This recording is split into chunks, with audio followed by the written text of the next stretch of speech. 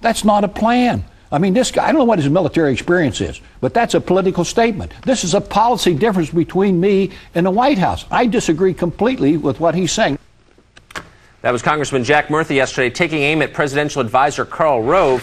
Notice the dig at Rove's lack of military experience. Translation, if you didn't serve, you don't get to make war policy, and you certainly don't get to disagree with former Marines like Jack Murtha. A fair standard? Here to debate that, Air America host Rachel Maddow already shaking her head. You're preemptively. Already spinning. I'm not spinning it. In fact, I like Jack Murtha in a lot of ways. I agree with him on, he's pro-lifer, he's pro-military. I mean, I don't hate Jack Murtha at all.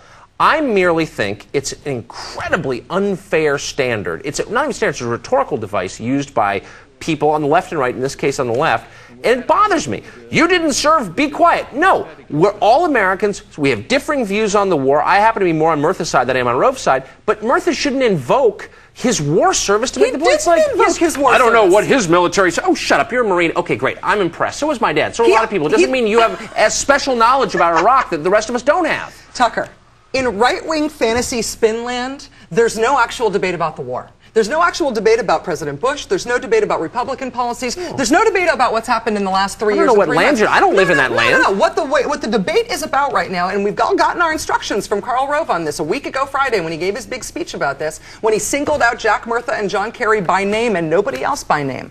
The debate, according to right-wing spin fantasyland, is supposed to all be about Jack Murtha. And you know what? The strategy of picking on Democrats with combat experience and calling them cowards in order to get a rise out of them politically works. It's not about the war. I can't imagine what strategy you're talking about or what spin land. I guess I'm too out of it. I only live in the land that I occupy, and there's no spin in that land. And I mean that sincerely.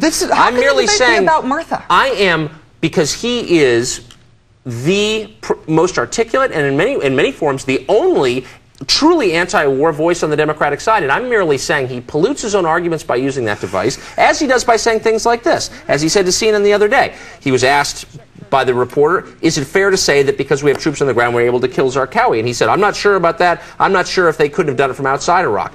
I think that people like Jack Murtha and people who are against the war hurt themselves when they end up becoming blinded by their hatred to the point where they can't recognize that Iraq is a mistake, but there are some good things about it, such as killing Zarqawi. Nobody is saying that Zarqawi being dead is a bad thing. Karl Rove, in that speech a week ago Friday, which is what Murtha was responding to, said that if Jack Murtha had his way, Zarqawi would still be alive. Basically saying the Democrats would prefer that Zarqawi still be alive.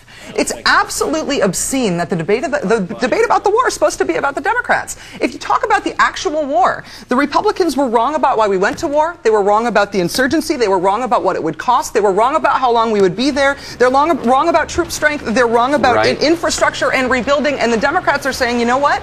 It's time for a plan to get out of there because the Republicans have been wrong about everything. Which is what? See, this is the point. I don't support the Republican policy in the war. I didn't vote for Republicans in the last election as a result of it. I'm not carrying their water. If you want to take their place, you have to come up with something better. That's right. They haven't. They're pathetic. What? Actually, they don't deserve. I'm serious. They don't deserve to win this election as bad as the Republicans have been because their alternative on the war, it doesn't exist. Tucker, the debate about the war is not about the Democratic Party. The debate about the war is about the war. What's the Republican plan on the war? It's stay the course. We've been wrong about everything so far, so let's stick with it. I don't support it, but it makes sense. It is a point of view. There is no Democratic alternative. We have been wrong about everything. We're going to stick with it. The Democrats are saying, let's get a plan to get the troops home. Most Americans agree with that. To make the debate that somehow the Democrats are crazy for putting that forward is spin. I'm not saying they're crazy for putting it forward. I'm saying they haven't put it forward. And when they do, and we're unfortunately out of time, Rachel, when there is a Democratic plan that the Democratic leadership agrees on,